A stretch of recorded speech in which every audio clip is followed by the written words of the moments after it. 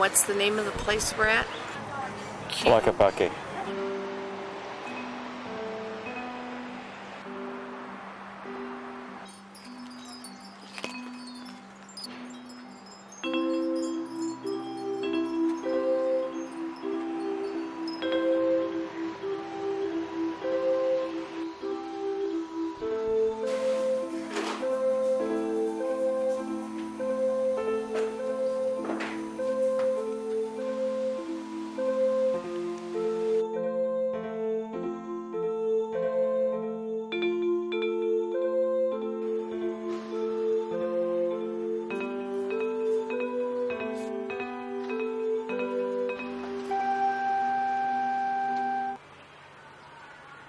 Six weeks in college, I'm talking to people and I'm getting involved and joined a prayer circle, and I had gone to school intending to major in sociology.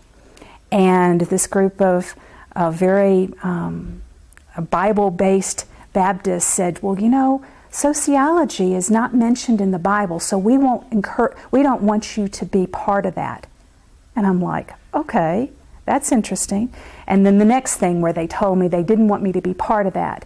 And it didn't take very long for me to say, you know, I don't think that I want to be part of your group because you're not honoring my path and my decision. And so I basically threw all of Christianity out with the bathwater. Like, that's what I've got to do, is take my life off a hold. So I started exploring spirituality, and the first book they were studying was Discover the Power Within You by Eric Butterworth. And I went, oh my God, this is what I believe, and found out that there was a unity, that there was more than just Eric Butterworth in New York City, that there was a unity movement, found out that there was a unity church. Well, I was a mortgage banker when I started, and I had everything in abundance materially, but I was very empty at a soul level. The crystal bowls were so profound for me that I decided, with my partner William, we formed a company, and we started making crystal bowls. It's all about sound, and sound is very universal, and all people understand it at a soul level, no matter the culture or the belief system. And it also helped people get outside of their box, or the rigidity of how they held themselves, and to hold the divinity, the wholeness, their God self is the way I like to call it, within.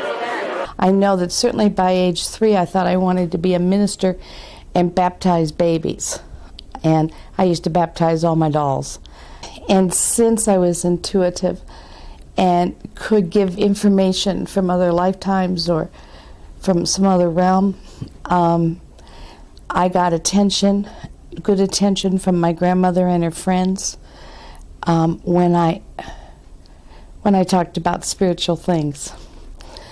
I learned to meditate with my grandmother, but I started doing it as a twice daily process come 1982.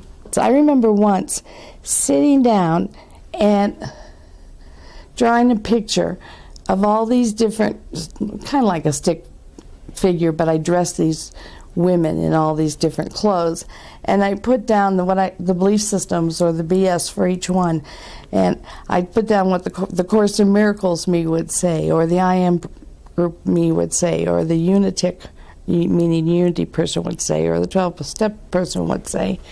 I had also during that time been studying the Course in Miracles, so what that would say. My mother was very spiritual, religious. And every night she would get on her knees and pray.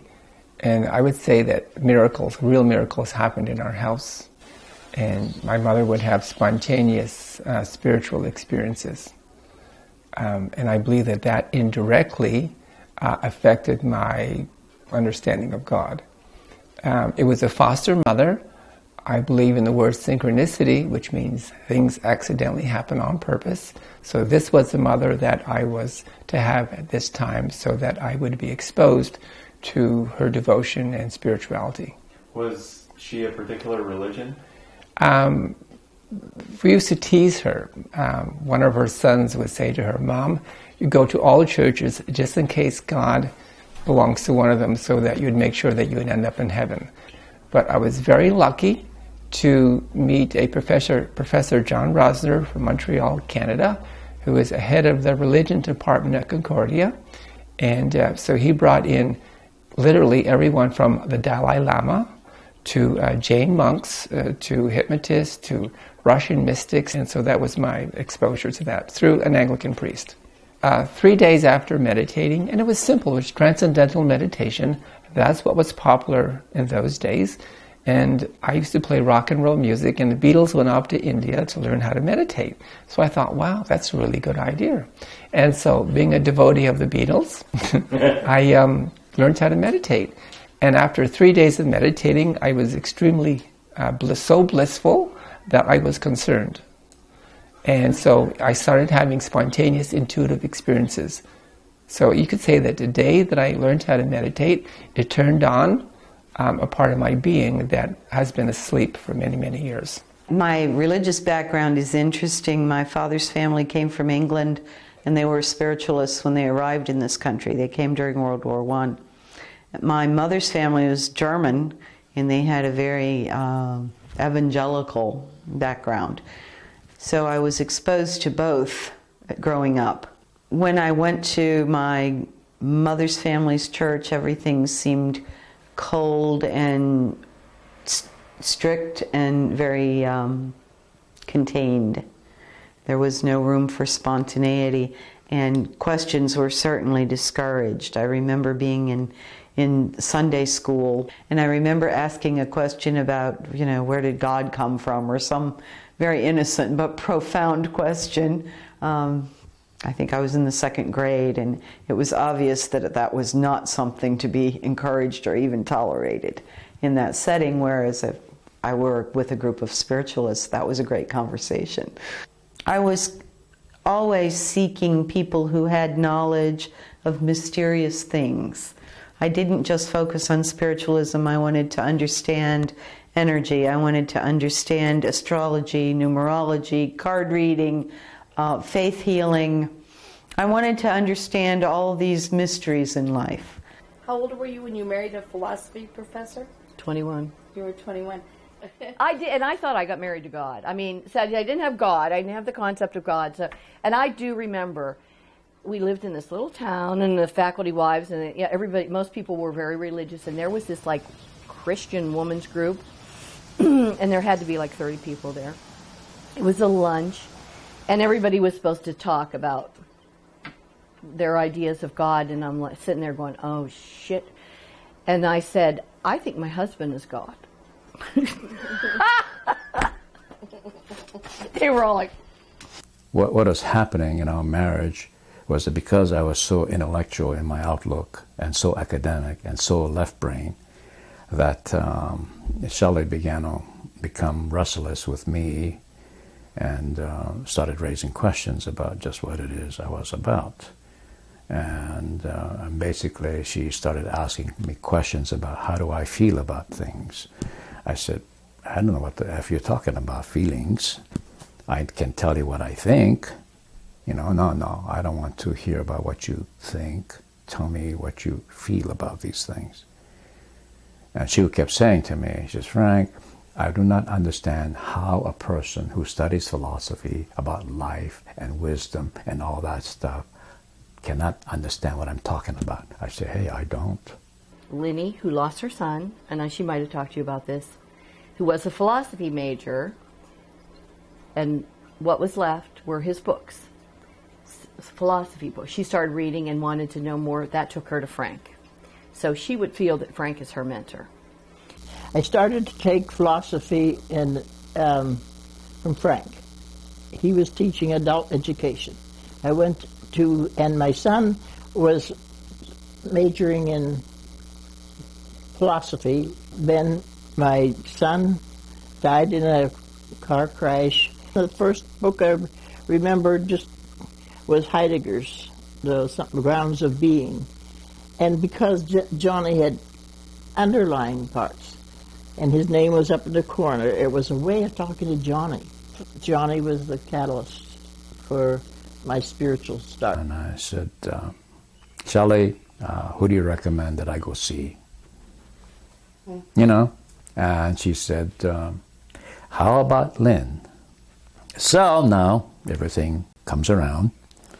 You know, the teacher becomes a pupil, and the pupil becomes a teacher. I asked her, you know, what's going on? And she said, Frank, it's very simple.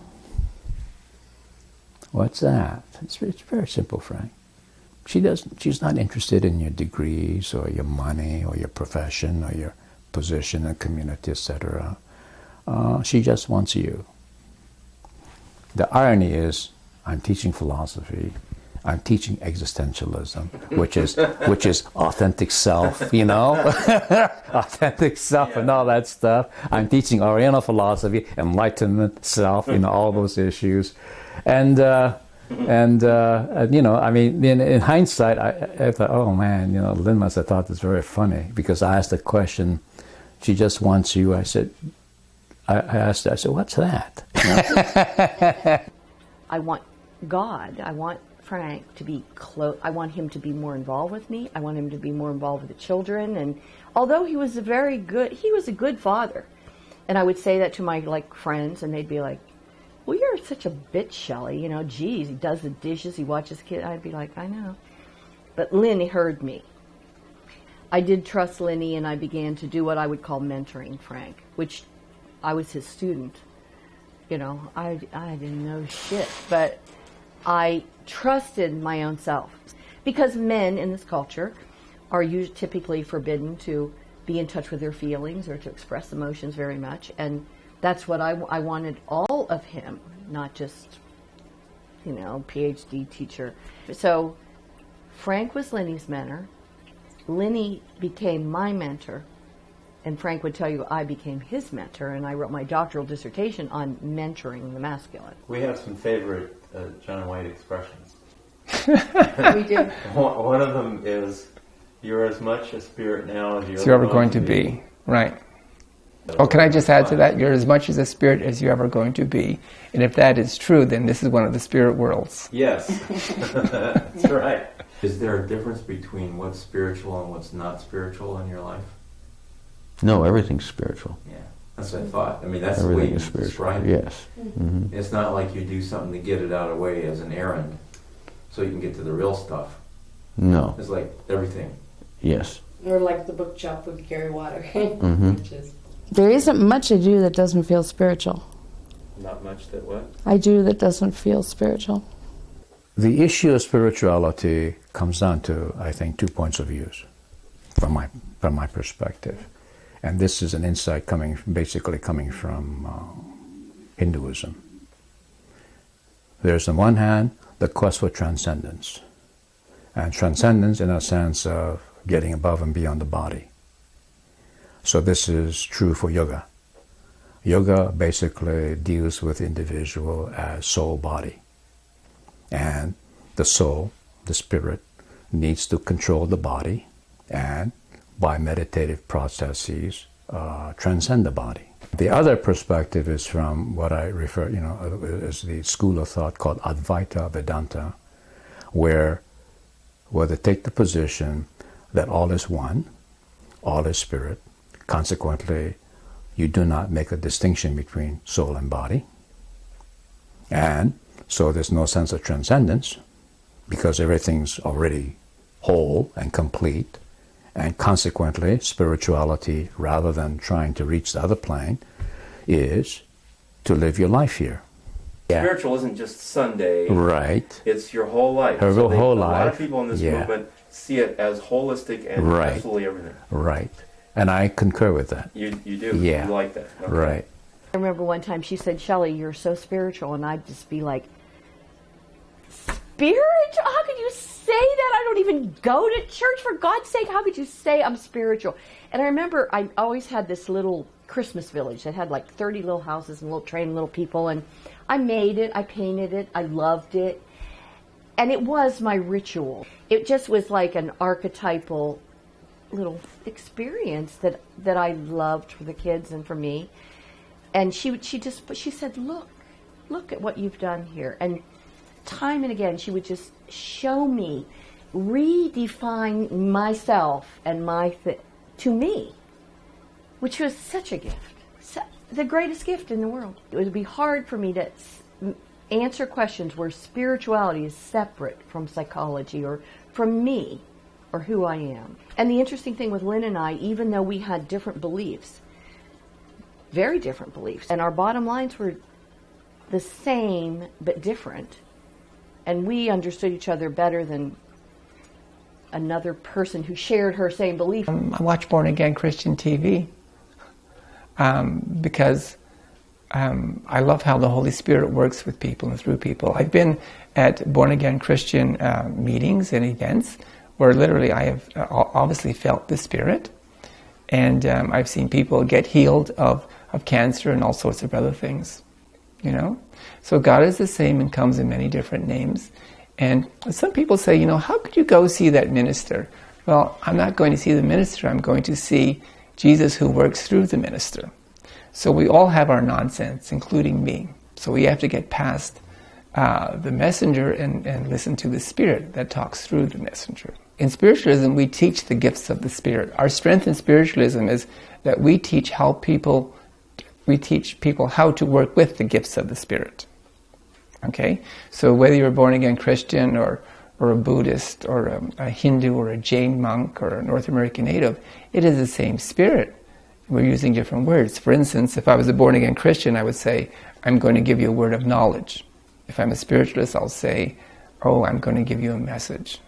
If I was a Hindu, I would say, well, I'm going to give you a message from the Devas. Okay? So it's all the same. Important spiritual practices or ideas for you and why they're important? Meditation. Okay. Are you a regular meditator? Yes, because that's when I connect to who I really am. And that's where I can make the physical changes and adaptations to my body that I need to make to stay here. I do have a lot of things I'm interested in, and that really seems typical nowadays that I know a lot of people who are into a lot of stuff. Yoga was another thing, and crystals. And I really feel an affinity with rocks, that I can feel their energy, and certain rocks will want me to buy them in the store. I'll go up to it and I'll feel that it's for me. I just wanted to mention about the yoga too, that here's something that started, the yoga started more from a physical thing, I guess, like the meditation, so I would learn better. I started from something practical, really not that spiritual, but yoga I started for relaxation. I've started taking Kabbalah class, and I really resonate with that. I've read some books on Kabbalah before. It's very profound, and the place I go actually ties it in with Kundalini Yoga. Art's a spiritual experience for me. I'm in the now moment and lose time when I'm working with color, whether or not it's pencils or crayons or paints or pastels. So color and art. And I use my chakras every day, imagining and sensing the energy going through my body. And there are certain breathing things I do every day where it ends up feeling like I'm being breathed by the universe. There's this way the energy will circle around. Lilydale now, all summer long, there's services every day.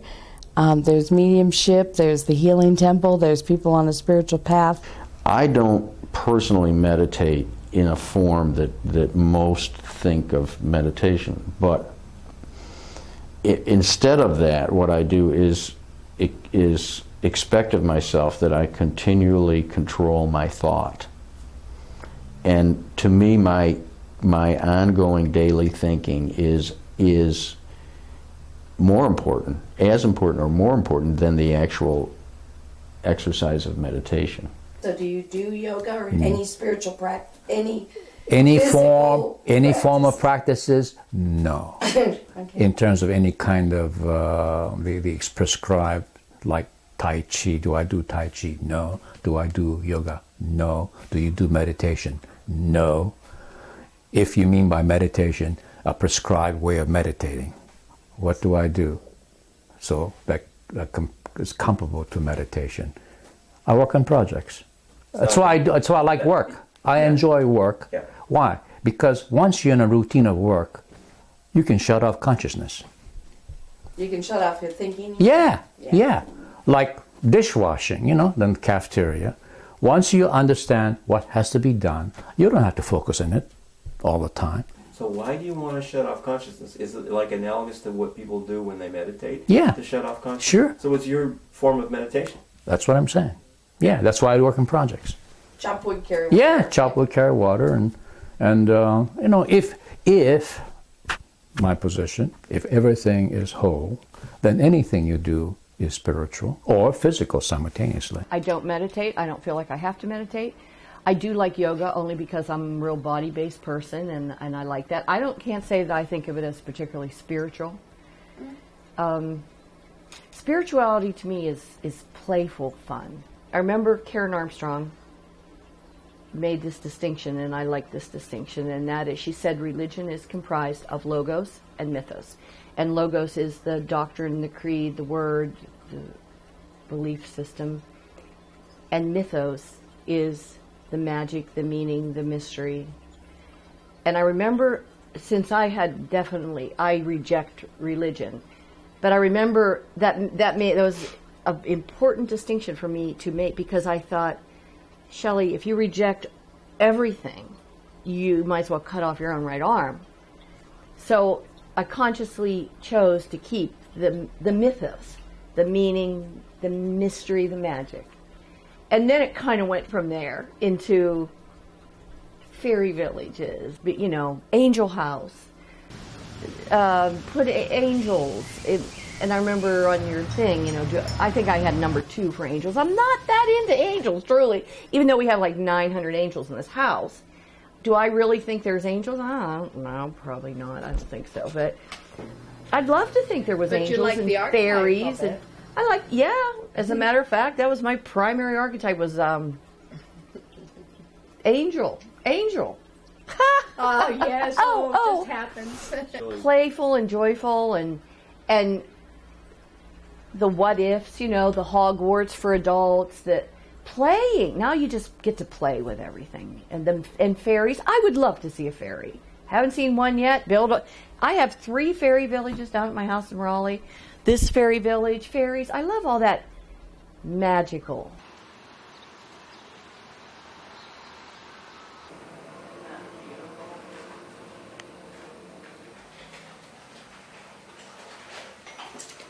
Thanks. You too.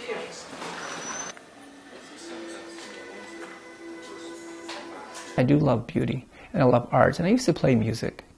Music and art is an expression of love. Okay? For instance, you could say there's no such thing as music. Music is the manifestation of energy and information. There's no such thing as art. Art is the manifestation of energy and information. So all the sacred energies and informations from the different geniuses of time, like musicians and artists, are also mediums. They're channeling higher forms of intelligence and beauty. So God speaks to us through art and music. Okay, for instance, I chant. Okay? And I know this as a fact. So when you chant to the different deities, whether it is Krishna or Jesus or Buddha, had experiences where by chanting you actually invoke the deity into your being. And so also through color, color affects your nervous system in a very specific way. And so color also is very specific energies that affect you. Oh, okay. It's got mother of pearl. Oh, Paul.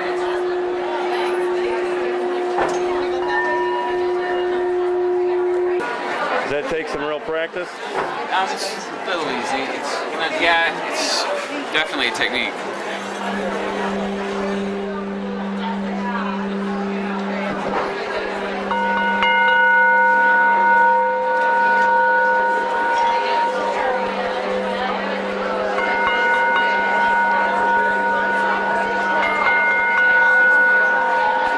Got 2 different vibrations going on. I am.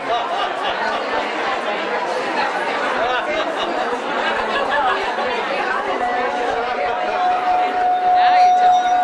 Isn't that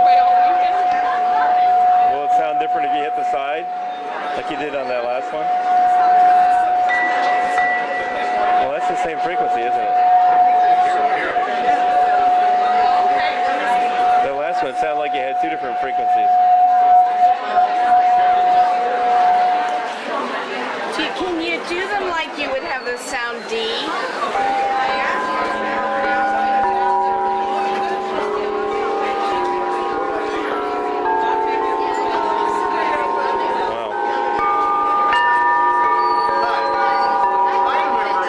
everything glass?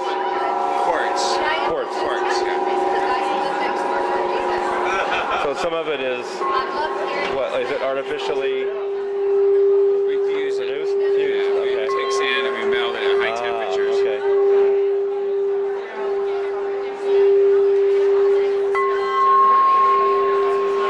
So spiritually, are they supposed to be aligned with different chakras and so on? Different chakras, and what makes them so unique is because we're crystalline in structure, so we're sympathetic to the entrainment, to open up and to release. Thank you.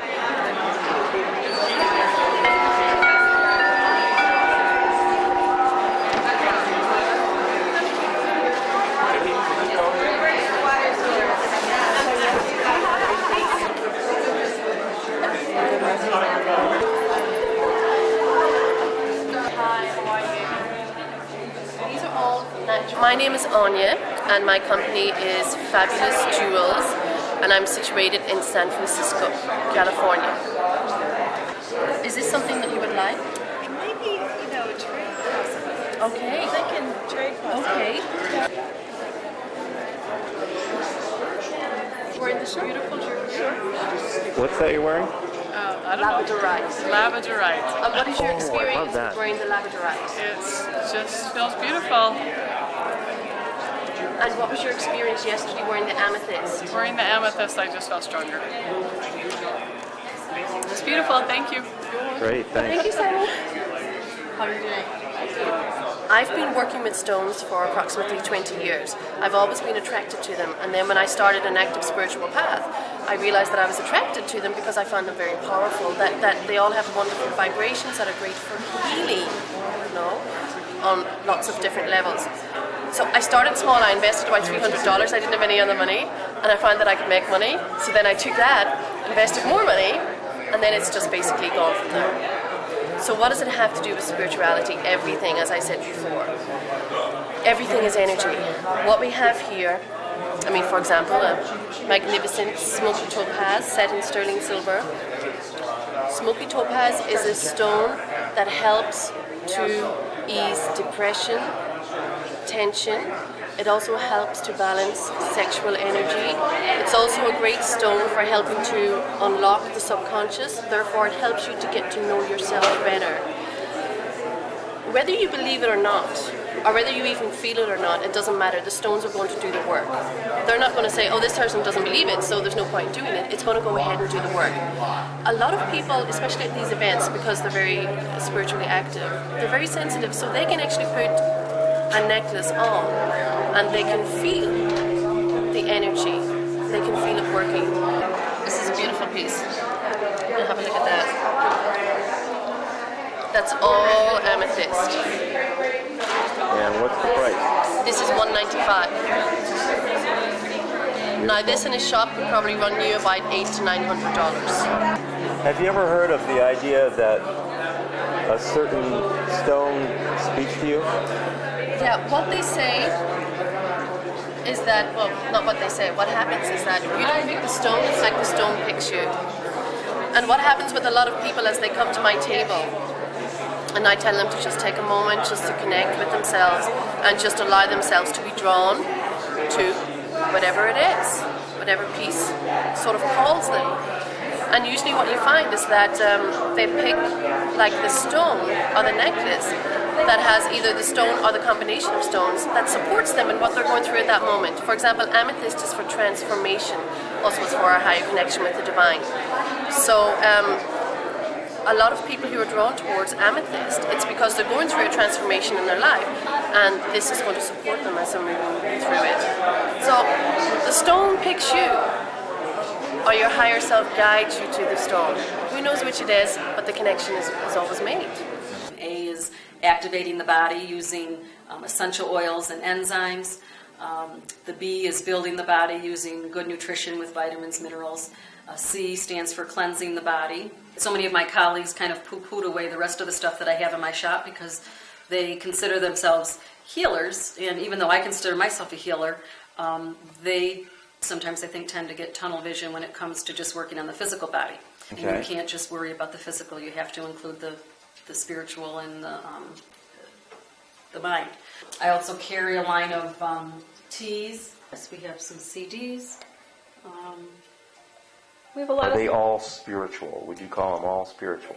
Not necessarily. I mean, some of them are just. This one's called Hearts of Summer. It's with songbirds, but yeah, I guess it's all a matter of interpretation. So I guess if you're relaxing, you could be spiritual. You could be spiritual. It's all a matter of interpretation. Well, I also have a line of a facial line and a body line. It's so important. People don't realize that our skin is our largest eliminative organ. So we also we excrete toxins through our skin. So it's so important to use things, especially when you're going to use them on your whole body or massage them into your scalp, that they don't have a lot of synthetic additives. You've also got candles. Oh, yes. We have a lot of candles, meditation candles, and candles for angels and fairies and healing, and the 4 elements of water, fire, air, and earth. Everything means different things to different people.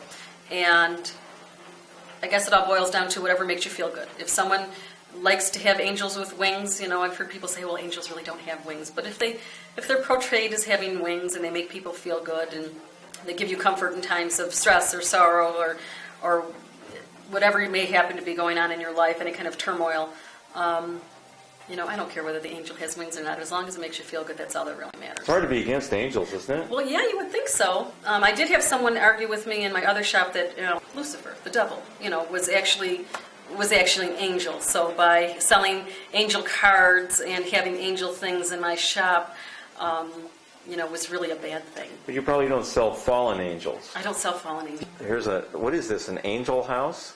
Oh, yes. It has a little cubby inside, and it has a little drawer that pulls out.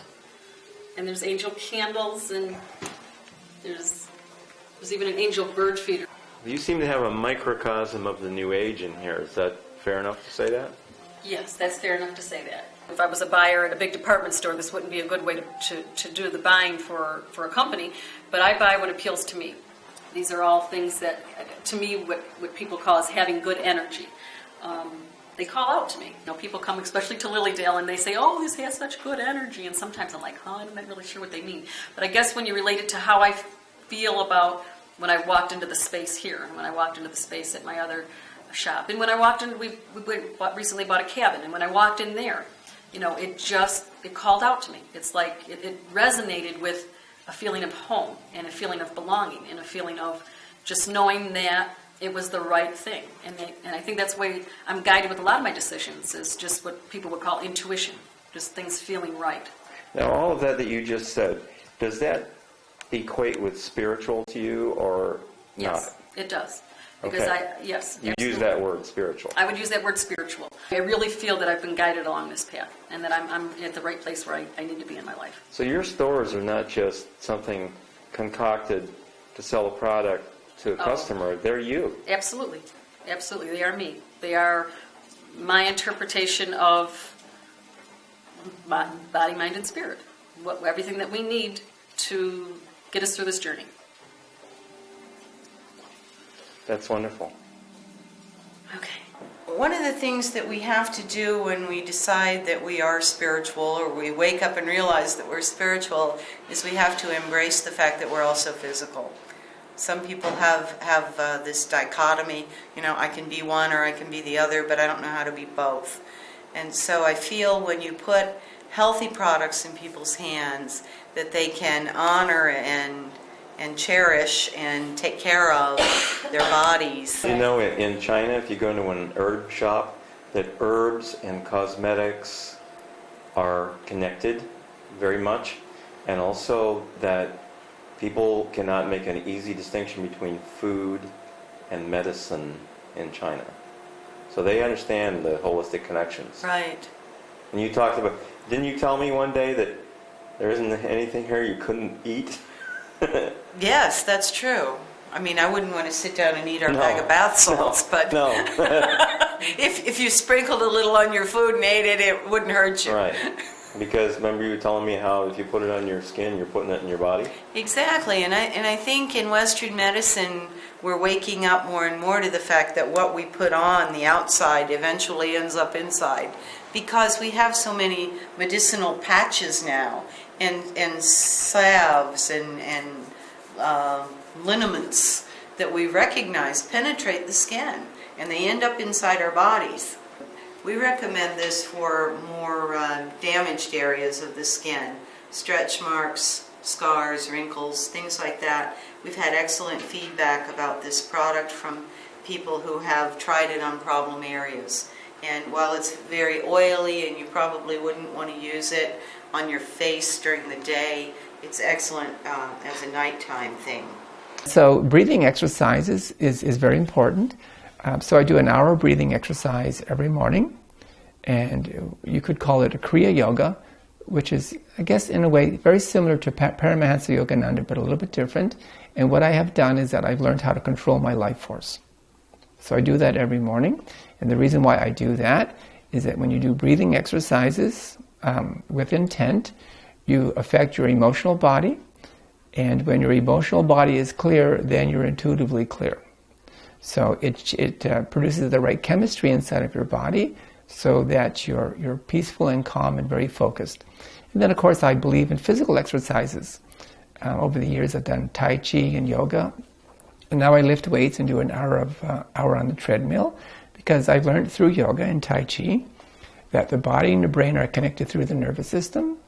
And so in order for me to produce the endorphins and the chemistry, if you learn how, as a medium, if you learn how to set up the environment through different disciplines, then you can make the phenomena happen. And of course, then there's diet, because everything that you put inside of your mouth turns into chemistry, which ends up being good medicine or bad medicine.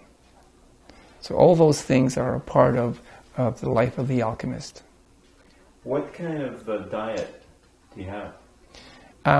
Right now, it's I take a power drink in the morning, which would be, like what the weightlifters would take, and I throw in all sorts of things, different vitamins and minerals and seaweed and all the things that some people say, how can you take that stuff?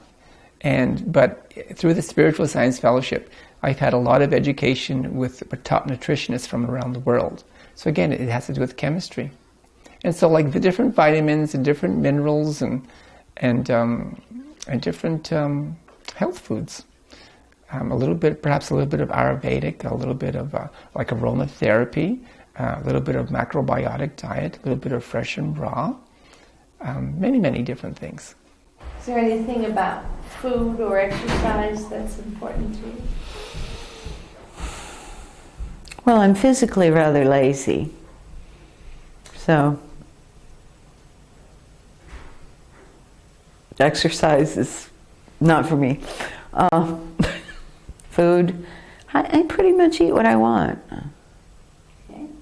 Part of what's fundamental to science of mind is the belief that we are first cause to our experience, and that it's our experience is due to both our thought and our belief that our thought is based on, our belief, our thought, and then our follow through with behavior.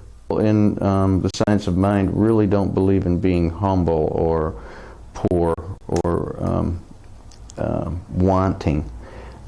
We really believe in having and in abundance, and that choosing to want a lot is right in keeping with what the universal forces are all about, and that's growth and creation.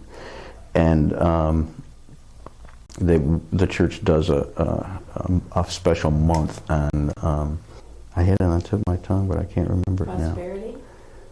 Well, it is. That's it. The prosperity program. And what they ask us to do is to concentrate on our own personal thoughts about our own personal prosperity, and to expect more in our lives, more abundance? Well, first of all, I couldn't go because I didn't have any money. And I had this desire to go. It kept getting stronger and stronger. So I said, Baba, if you want me to come, you're going to have to provide the money. And forgot about it. And 2 weeks later, my telephone rang. And this person says, I have to get rid of $50,000 before the end of the year, or it's going to kick me into the next tax bracket. And so I'm looking for 5 people that I think might be able to use $10,000. Could you? Now, we all know that just doesn't happen, okay? It just doesn't happen. But it did. Yes, it does. It did. Happen. So I said, okay, I guess we're going to India. And I immediately made my reservation. This is from Jack Baldwin. In 1982, this process changed my life. I went to a Friday night and a Saturday seminar. So I had almost 11 hours with him. And he taught this process and the process of creating image books. I came out of that and I really wished I could feel feminine, and I really wished I could have some clothes that looked feminine. But where I had thought I was I always wore jeans or overalls. I was running construction crews. I went home and I cut out pictures of what I thought were feminine. Now, I used an L.L. Bean catalog, so you know I wasn't quite, but there were skirts in it. There were skirts in it. On Sunday, I masterminded with my new mastermind partner. Sunday night, I cut out these pictures and made an image book. Monday morning, I went to work, and after work, I decided to go to town and try on these clothes. So I went to some different places. I went to a shoe store. Now, I saw some leather boots. I tried them on. They were on sale, $200 for $100.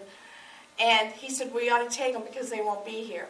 And I said, no, but my father's going to send me money, meaning my Heavenly Father. And so I'll come back soon. He says, well, I know your dad. I'll just take them with you. And he hands them to me in a bag. And I have no way to pay for them. I have 3 kids I'm responsible for. I walked out and I said, okay, God, if you mean for me to have these boots, money's going to have to hit my foot. Wednesday morning, I got up getting ready to go teach in the school I had. And I couldn't find something, and so I dumped a whole drawer for the aide to go through of stuff. And everything went into the bag except one bank envelope. And it had $300 and some, which was the amount for the blouse, the skirt, the underwear, the boots, and something else. Maybe it was 2 blouses.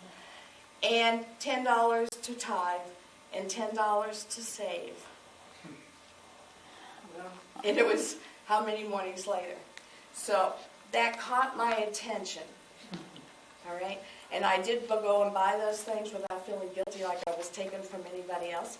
How on earth could one be a best-selling author and if you thought poorly of the publishing industry? You've just automatically cut off any support the universe could give you from anybody that has anything to do with publishing a book or being an agent or something. You're sounding like The Secret now. I realize that. That's what I was recognizing. Yeah. You run into a whole lot of folks that believe they can't. And because they believe they can't, they can't. People are disempowered. And these things like The Secret are portrayed as something to empower them. But they don't tell people that the way you gain power is to come together and work as a group and affect change as a group. It's always, you can beat the system if you just do what we say and you have a new Mercedes. And what has caused me suffering is if I do it right, it'll turn out right. If I do enough affirmations, I'll have health. Or if I do this and visualize right, I'll have money. If I don't know, you name it. If I do it right, it'll turn out right. That's a real American point of view, isn't it? And it's dangerous for us now as we age because we could end up having a standard of what healthy aging is, what the right way to age is, and we could put it on a whole new list of it, striving, attainment, achievement. And if we have roles of a sage, then we'll have true security. our role of an elder or a sage will give us social security. We won't just be a drain on the system. And there's a tendency, I'm saying this as a social worker, to blame the have-nots for not having when they don't have enough resources to fall back on, because many people are just a month or a year away from, if they lost their job, they wouldn't be making it.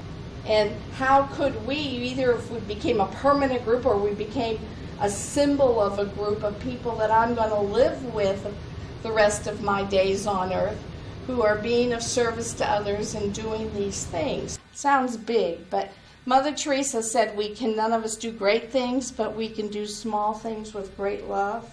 And to actually, I hope to get a model community going.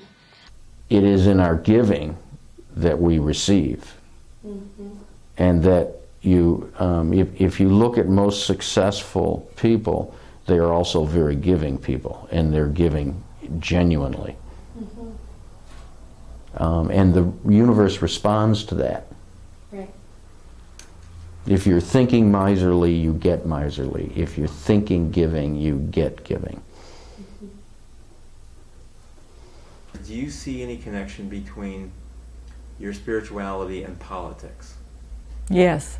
Okay, tell us about that. My religion and my politics, as far as I'm concerned, go together, just like that. I have always been a Republican.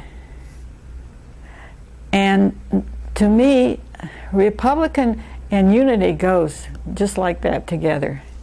Because you can do anything you want to if you want to bad enough. I mean, you're supposed to be able to get all the money you want by praying, and God fulfills everything. I'm a real conservative. But I have liberal things too. I feel bad that more things aren't done for a lot of poor people that are here. So how do you feel about George Bush? I like him. So I'm a member of the Libertarian Party, which is like live and let live, and try and avoid government regulation. We are over-regulated with too many rules. Just let people live a spiritual life, and that would be fine. You can't save the world, but you can be part of that hoop, contributing in your own little way. So I make donations to the Doctors Without Borders and occasionally to the reservation. Am I correct that you see it more as an individual contribution rather than a government program or support system? A good way to ruin an organization is to give them government money. I just think the government, that's why I say I'm libertarian, get the government out of, the government doesn't need to be involved in this stuff. Humans should be involved in that. Spiritual people should be involved in that. The government will goof it up. The government is too much thought of as a savior, or as like pulling the poor people up from by their bootstraps or whatever. And there's something to be said in favor of that. On the other hand, the libertarian view is, people are people, and if you leave them enough freedom, it will equilibrate probably better than the government could do. So that means you'd be opposed to a minimum wage at all? Yeah. Okay. Yeah. However, again, that's assuming that you oppose to a minimum wage, and then you're touching on slavery in some. And I would hope that our consciousness has evolved past that. But I could see both. There's no easy answer to that. It's not a yes/no for me. I can see pros and cons. Yeah, I get involved with that MoveOn.org. What's the other? Is that the one by Ben of Ben and Jerry's? The MoveOn.org? No, that's True Majority. True Majority. I like True Majority. They have some good issues. MoveOn.org is a bit too democratic, and again, force ideas down people's throats. I'm not anymore very active politically, except, I vote.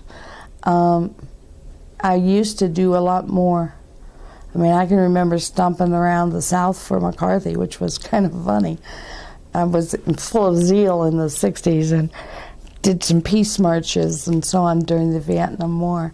And I haven't done a lot of things like that now. The same part of me that at one point designed and built a passive solar home does always look at you got to take care of Earth as well as take care of yourself. Were you going to say something about a political affiliation? You said it would always be That's something. I'll always be more liberal. Okay.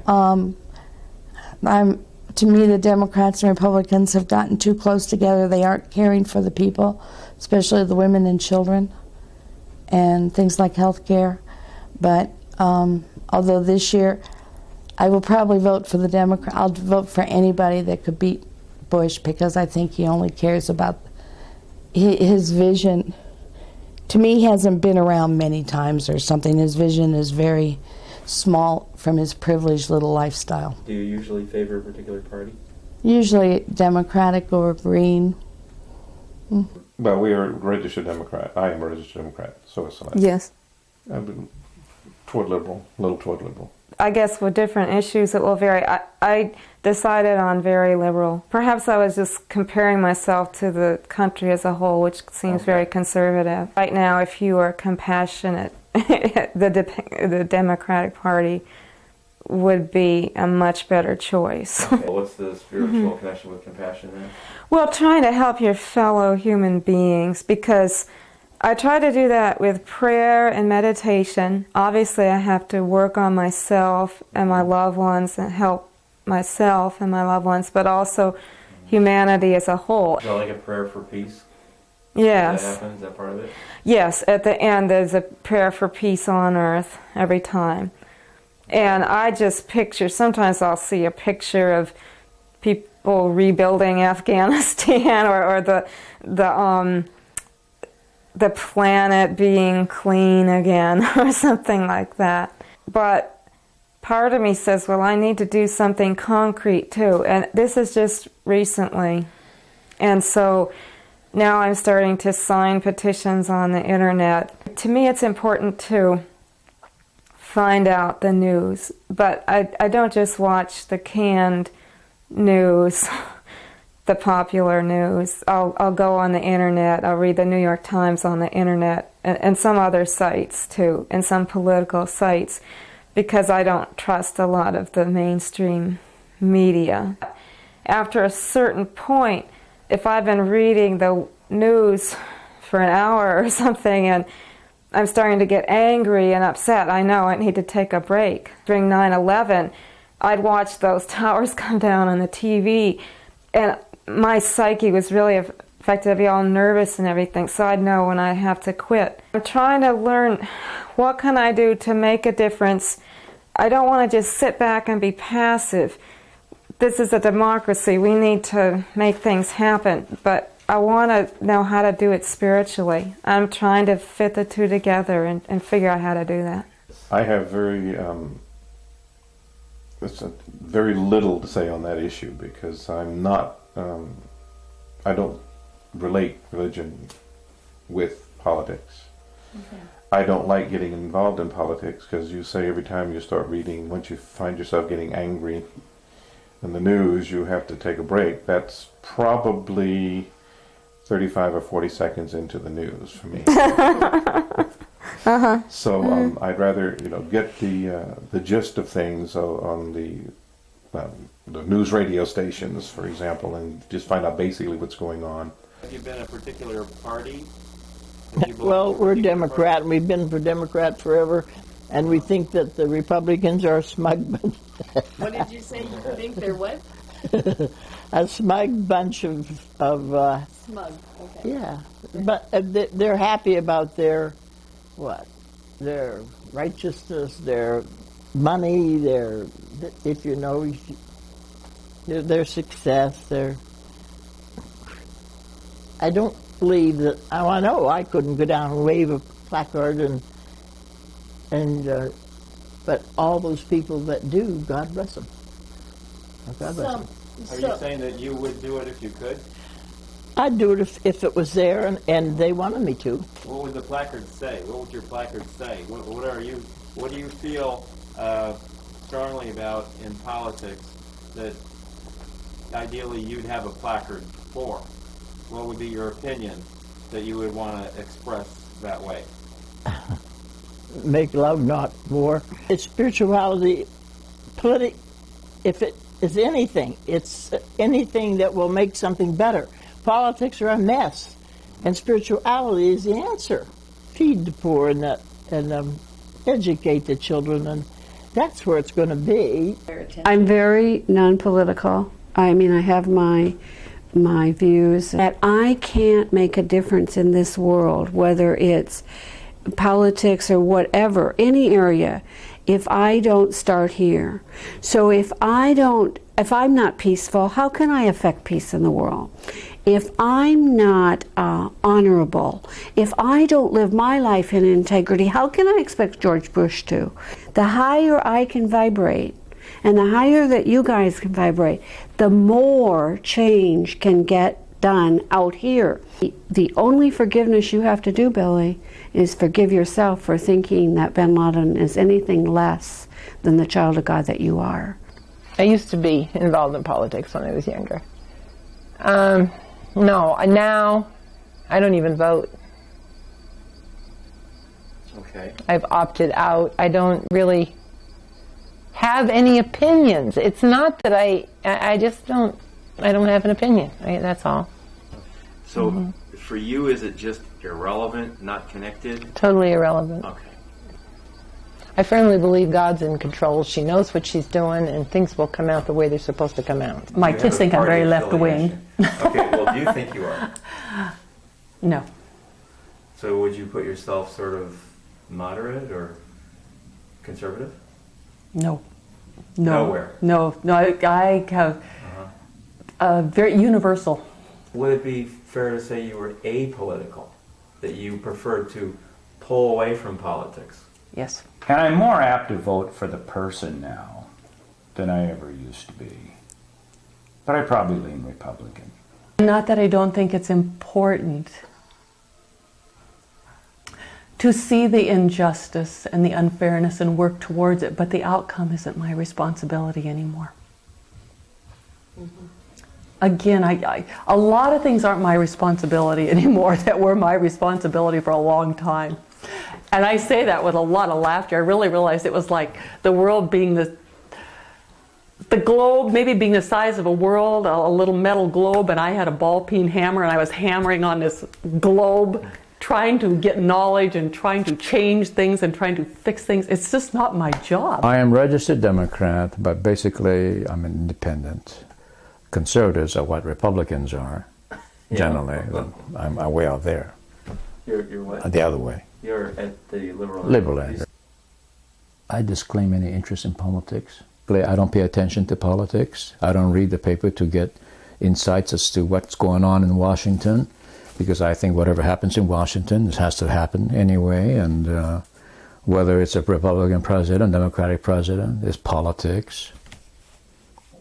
It really doesn't matter who's the president. Ideology is not, to me, controlled too much. It's just money. Okay. And money. Is it sort of an idea that it's kind of futile to try to? Unfortunately, yeah. I'm a Democrat, and I would certainly have a philosophical, obviously, help others. With politics, I have this kind of radical view, which is, I'm not even wild for women to get into politics because I feel like it's a male game. There's no equality. So good. She became the vice president. You're playing a male game. I want a deeper change than that. And I know that feminists don't understand that, but change the game, really.